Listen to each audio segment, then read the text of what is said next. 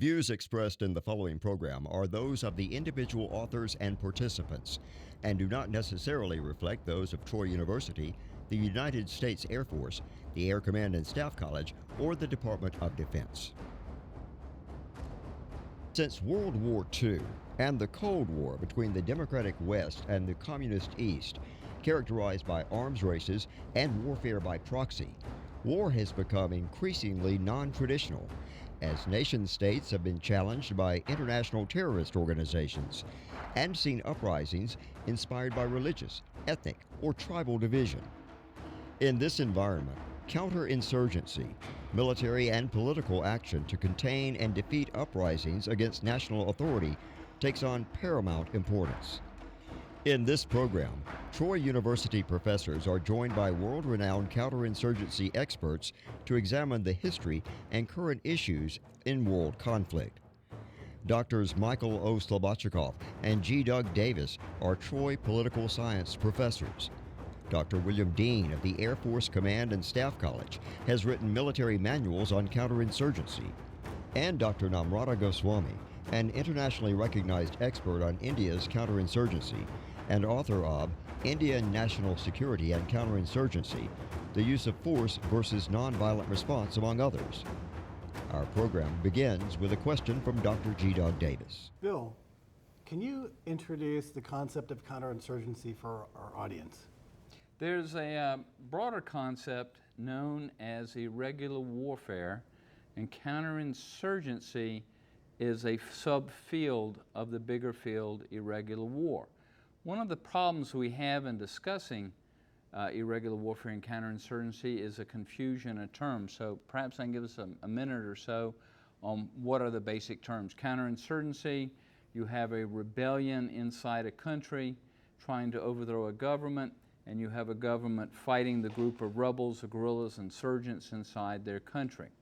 When the United States fought in Iraq in the early 21st century, we were technically not fighting a counterinsurgency, but we were assisting a host nation fighting an insurgency. In India, which Nami will talk about in a little bit, you actually have a true counterinsurgency where you have the Indian government putting down insurgents in northeast India. Related to counterinsurgency is a concept known as foreign internal defense, where, say, the United States comes in and helps the host nation by, with, and through the host nation to arm and train themselves so that the United States doesn't have to go in. You use it as kind of a prophylactic to prevent conflict, to enable the United States to help a nation defend themselves. The other big term, of course, is unconventional warfare, which is not the same thing as irregular war. The two terms often get mixed up. Unconventional warfare is a subfield of irregular warfare. So an unconventional warfare would be, for example, the United States helping the Afghans in the 1980s fighting the Soviets in Afghanistan, giving them weapons and training. It could be the Pakistanis launching attacks into India. It could be conflict behind enemy lines, assisting rebels behind enemy lines. It could be espionage. It could be destruction of enemy facilities. It could be elimination of high-value targets. We don't use the A word. So there's other terms like counterterrorism and counter-narcotics that are pretty straightforward. Excellent, thank you. Nami, in February of this year, we watched India and Pakistan almost go to war. In fact, there was an attack by India against targets in Pakistan, and everyone was worried that it would become even more of a danger of going to war, especially with the two countries being nuclear powers. People were very worried about that. Could you explain a little bit about what happened and why it happened? Sure. So in February this year, as you were mentioning, there was a sole suicide bomber who attacked Indian military convoy of the paramilitary force, the Border Security Force. And actually that attack killed about 70 personnel. 40 personnel. And so what happened was that in response, the Indian counter-terror policy changed, and for the first time, India used its air power across the border. Now, according to the Indian Foreign Secretary, the air power that was used was basically Indian fighter jets targeting Jaish-e-Mohammed camps in a Pakistan-administered Kashmir, where they were located. And he claimed that that attack killed about 300 terror cadres. Now, we don't know whether that claim has been verified, but that was the claim made. And so there is one very important critical change that this actually registered. One was that for several decades now, India has been targeted by terrorist groups like Lashkar-e-Toiba and the Jaish-e-Mohammed, who claim responsibility for the February 2019 attack. That usually argues that they are fighting for the liberation of Kashmir. But very significantly and very critical for India is that they actually target Indian civilian infrastructure. So for instance, in 2008 in November, one of the group, Lashkar-e-Toiba, sent about 10 of their cadres trained in Karachi, Pakistan, across the oceans into Mumbai. They entered Mumbai through the gateway of India and targeted the famous Taj Hotel and killed about 176 civilians. Now, interestingly, in response to that, at that time, the Prime Minister was Manmohan Singh, who was from the Congress Party, and he basically provided evidence to Pakistan that these are members of this terrorist organization, but then there was no visible Indian military response. The basic constraint that the Congress government at that time pointed out was that both countries have nuclear weapons. So the concern was that if you target any camps, it might lead to escalatory conflict, which could, in the end, very destructively may use nuclear tactical weapons. So the constraint basically limited the Manmohan Singh government. Now, interestingly, because of the lack of response, he lost the elections because the Indian population wanted some kind of response. It's not very different from the kind of response the American population wanted after 9/11. So basic. Imagine a scenario where you actually see your civilians being killed on television. So it creates trauma among the population. This time around, India actually went ahead, again, pressure of the population, huge analysis in India about which camps to target, and how do you actually create a scenario where you have punishment as a strategy. So I'll end by saying that this particular attack registered 3 very important changes in India's counter-terror policy. One, that despite the presence of nuclear weapons, Pakistan can no longer use that as a bluff strategy to keep enabling terror groups to attack India, because India will target back. Second, the use of air power for the first time in a counter-terror attack across the border. And finally, that India is going to use a variation of its special forces and its air power to target terrorist camps within Pakistan. And so India was very clear that this targeting of camps was not an attack on Pakistan. It was an attack on terrorist groups based in Pakistan. I'd like to follow it up, Bill, by looking at how counterinsurgency has evolved. When we look at the 2003 war in Iraq, the insurgency was the indigenous response to the American invasion. However, today, as we see with Boko Haram and other terrorist groups emerging, and if we look at the spread of really chaos throughout all of Africa, Africa now becomes a fundamental geostrategic center of counterinsurgency. Can you tell the audience what's going on in Africa? Yeah, a couple of things. First, talk a little bit about what is counterinsurgency, types of counterinsurgency, evolution of insurgency, and then finally kind of with Africa. You have 3 types of counterinsurgency. You have population-centric, which you find in the Army Doctrine 3-24, which is 80% non-kinetic, hearts and minds, doing stability operations, 20% kinetic. Then you have enemy-centric, focused on enemy forces. And then finally we have punishment, where you go in and burn villages, take people's slaves like the ancient Romans used to do, or like the Nazis on the Eastern Front in Russia. Both the Russians and Germans pretty big into punishment. And throughout the ages, you've had conservative insurgencies, you've had revolutionary Marxist nationalist insurgency, and now we live in an age of global insurgency. And of course, both Al-Qaeda and ISIS have tried to centralize, and what they've been forced to do is to franchise. A little bit like McDonald's with RPGs, you know, you deserve some terror today at Al-Qaeda. And that's what's happened, because Al-Qaeda Central has been beaten up pretty badly and reduced to very little, and so they've created these franchises in the Arabian Peninsula, Al-Qaeda Islamic Maghreb in North Africa, and now you have almost a kind of competition between Al-Qaeda and ISIS. ISIS is a much more extreme organization. ISIS is much less savvy about technology. You have Boko Haram, which is the most dangerous insurgency in Africa. We right now are devoting almost as many drone forces in Africa as we are in the Middle East. There's been a shift of forces, more forces into Africa, a creation of lily pads, of series of bases and places, not official bases, but places where Americans can operate out of. You've had an extension of air power.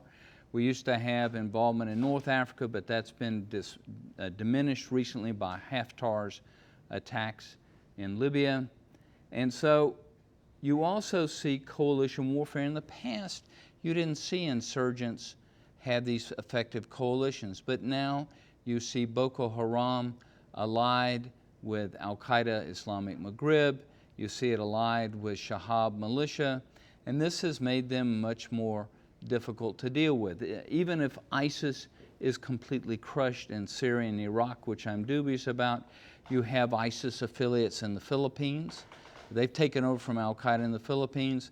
You're going to have this interesting competition between ISIS and Al-Qaeda, and right now it appears that ISIS is winning, but they're both following the same models. They're both forced to go to decentralization, because if they concentrate and try to form a conventional force, they'll be crushed by Western powers. There's a lot being written currently about hybrid warfare. I wonder if you both could address a little bit about how hybrid warfare and insurgencies or counterinsurgencies are linked, and the tools of hybrid warfare, and maybe explain it a little bit to our audience. Why don't you go first? Yeah, sure. So in terms of hybrid warfare, the important point in what I perceive from how this is conceptualized is that the use of tactics, using of population-centric support, the use of unconventional warfare in a hybrid capacity, going into another country using disruption method is not new. I think what is particularly new today in terms of the deployment of hybrid warfare is the fact that you have social media. So you have a different level of communication tools that can be used. An example I'll give you in terms of disruption campaign is that I was in Macedonia recently, and the important contention about Macedonia is that they require a name change to Northern Macedonia to become a part of NATO, and that was a contention made by Greece. So there was this disinformation campaign in social media, suspected to be coming from certain quarters, that this is your own name. Northern Macedonia is a name that is not yours, so you should not give it up, creating dissension among the population, right? The number two thing about hybrid warfare, which is fascinating, especially when you see Russian engagements in, say, the Crimea or Ukraine, is that you create a sense that this movement that is happening within a particular country is legitimate. So if you listen to documentary or conversations on what happened in eastern Ukraine or the Crimea, is that you had a Russian population that actually supported separation from Ukraine, right? Now, what this creates in terms of the deployment of hybrid warfare are two things. One, it creates confusion in the international community. In a sense, it does not create this commitment to respond because you're not sure who the actor is that is involved in it. Is it a legitimate campaign? Is it a campaign done by another country to create dissension? But then when you see the polls and you see the conversations within that country, it seems legitimate, right? That's number one. Number two is that hybrid warfare has the potential to turn into a conventional conflict. So you might use the elements of hybrid warfare, but then the country that is engaged in it is always ready to use its own military and deploy in that particular operation. One of the things I could add to that is hybrid warfare often takes place within a context of a conventional war. So in the American Revolution, You have British regulars fighting conventional battles in the mid-Atlantic states and New England. You have guerrilla forces fighting in the South, and also conventional forces fighting in the American Revolution. You basically hit the British with a 1-2 punch. And that's one of the reasons they lost. In Vietnam, we fought a hybrid war. We fought against guerrilla forces. We fought against conventional NVA. In Iraq, we did not fight a hybrid war. The insurgents were never able to put together a conventional regular army. That's what ISIS tried to do and failed. The reason the Russians have moved to hybrid warfare is it's diplomatically and economically necessary. When they went into Georgia in 2008, I think the United States thought they had a pretty good relationship with Russia, and all of a sudden the United States intelligence failed. It was surprised, and the Russians used Abkhazian and Ossetians along with regular troops, which performed very badly, but nonetheless were able to kind of spank Georgia and get Georgia to obey them and not join NATO and not join the Western community. I think you see the same thing in Ukraine, that the Russians had wanted the naval base at Sevastopol. I originally thought they were going to use the Tartar Islamic minority in Crimea to do it, but instead they used Spetsnaz, not wearing uniforms, and they did it for economic and political reasons. Europe needs Russia, Russia needs Europe, and so Russia did not want to draw too severe sanctions. Russia, I don't think, wants to occupy Ukraine, even though I think Putin sees it as traditional part. He essentially wants to Finlandize Ukraine and Belarus and prevent them from joining the European Union, becoming part of NATO, becoming a threat to the Russian frontiers. And so I think that's what you see going on from Georgia to the Ukraine, and the technique they'd use is unconventional warfare, which the Russians are fantastic. Since 1960, the Russians conducted unconventional warfare throughout the Third World. Remember, the Cold War ends in Angola with Russian and Cuban troops fighting South African troops and Jonas Savimbi's forces. I have a follow-up question for you. How is counterinsurgency in India different from counterinsurgency in other parts of the world? Sure. So I think there are three very important, unique factors and lessons that you can draw from the Indian experience. One is that for India, when Indians talk about a counterinsurgency operation, you're usually talking about populations that are Indian citizens. So you're really dealing with your own people. So that's lesson number one. The number two factor, or the number two lesson that you can draw from the Indian experience, is that based on about 50 years of counterinsurgency operations since the 1950s, when the first time the Indian military was deployed to the Naga areas in northeast India, the Indian contention is that counterinsurgency is not a military operation, it is a political operation. So when you're dealing with a group that is fighting against the Indian state from its own territory, that group is a political group that aspires to have a separate state and wants to represent a population. So that's number two. And that's really contrary to Western understanding of counterinsurgency, because a Western understanding, American, British, French counterinsurgency theory sees it both as a military and a political operation. They don't take the military out of it. So that's very unique in the world of counterinsurgency theory. Yeah. And so as Bill said, and then the third point is that most of these armed conflicts, especially in the northeast of India, where it is coming out of a particular ethnic minority, has legitimacy. And because of the legitimacy factor, the Indian counterinsurgency operations are always keeping an account that you can have two very important management strategy. One is that you can use your military if the conflict escalates, but always within limits. So you have special laws to deal with that. And second, you're always open to negotiation and dialogue. And so the end goal is that how do we deal with this conflict within the Indian Constitution by offering some kind of legitimate representative structure. That is a separate state within the Indian Union or a separate district that offers more autonomy. I wonder if we couldn't move now from India and look at a broader picture about what our militaries, what our politicians face in terms of threats coming from insurgencies in the future. Are we facing more smaller localized threats where we need to use hybrid warfare? Do we still need to worry about conventional warfare from states, or what are some of the threats we really need to worry about? The great historian M.R.D. Foote, who wrote a book on special operations executives, said anything besides unconventional warfare in an age of nuclear weapons is madness.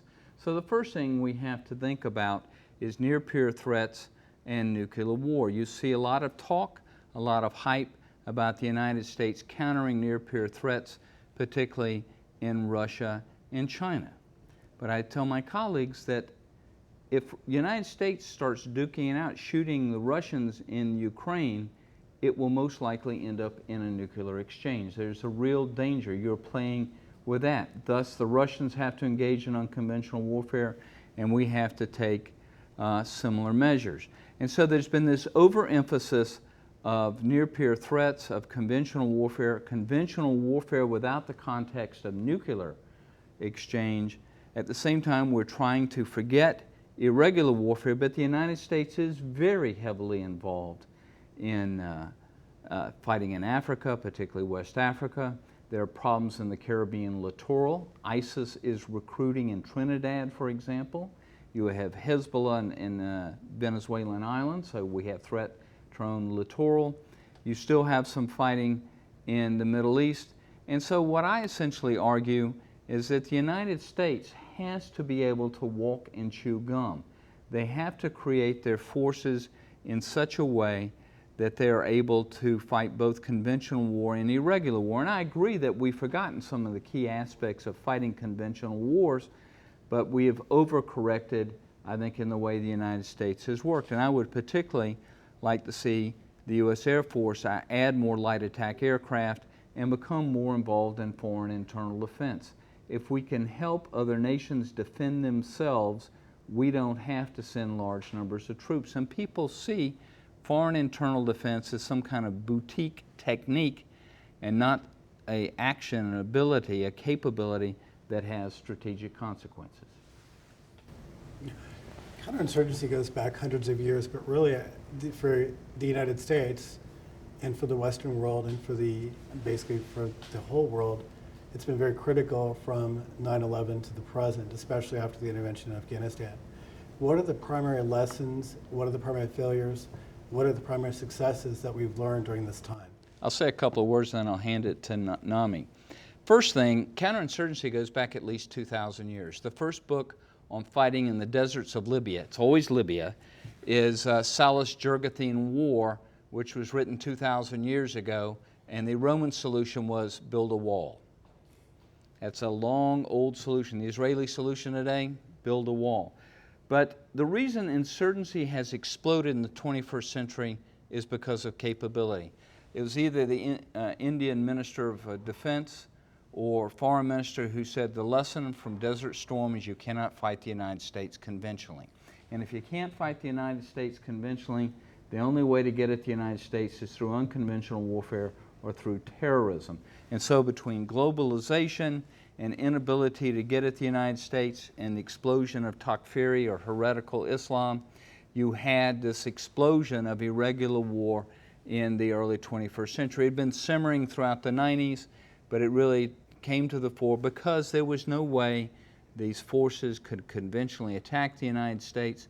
The only way was initially through terrorism and insurgency, and then later cyber capabilities. What do you think about that, Nami? Well, I think that there are three lessons or, that you can take away from the U.S. engagement in counterinsurgency or irregular warfare mode. One is that what I perceive is that once the U.S. military goes in and actually achieves a particular mission goal, the ability of the United States to then carry out post-reconstruction, or how do you develop a society that it evolves in a very organic way, is weak. I'll give you the example of Iraq. So the US went in 2003, but right after that, once it accomplished its military mission, the problem was that the civilian agencies and others were not able to then fill the vacuum and develop a society where you could ensure that certain sectarian conflict did not escalate. That's number one.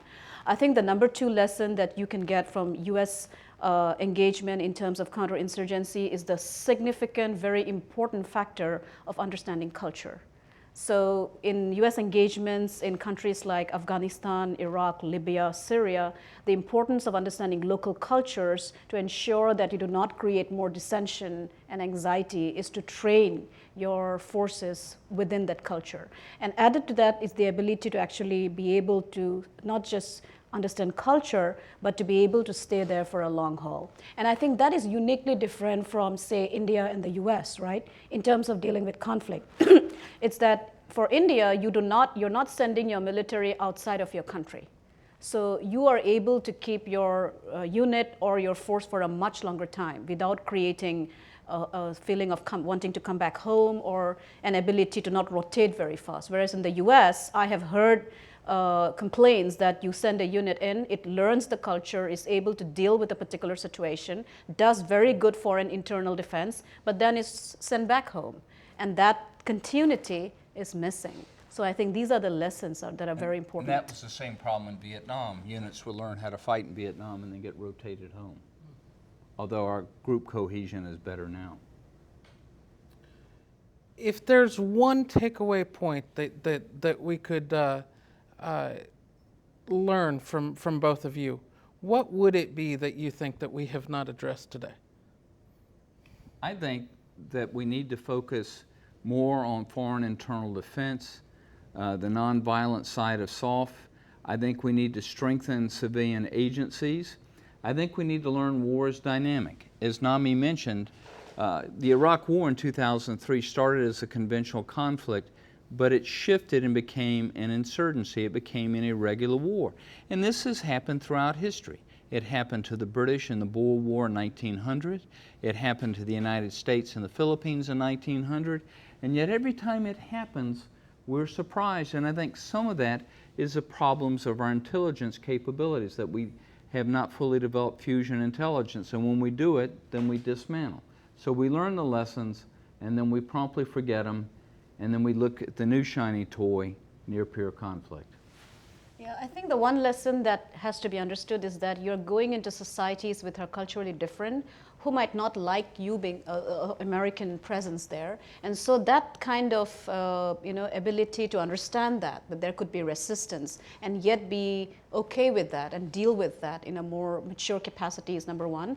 Number two, I think the US, since you are dealing with conflicts that are going to be internal and you have to work with partner nations, it's very important to build that capacity across government agencies and not just the military. Excellent. Any final thoughts? I think irregular war is going to be with us for the next 50 years. I do not think there will be a conventional war with Russia or China, partially because of nuclear consideration, but particularly with the Chinese because of financial reasons. And I think both the latent power of Russia and China is very weak. They both face severe demographic issues, issues of pollution, economic fragility. I'm more worried in some ways about dissolution, particularly of China. And I wish we would have a more balanced approach in our approach to our strategic problems. We have never really, if you think about it, developed a strategy of irregular war or counterinsurgency, nor have we fully understood the demands of counterinsurgency. Thank you very much for joining us today. It's been a wonderful experience. It was a great pleasure. Thanks, guys. Thank you. Thank you so much.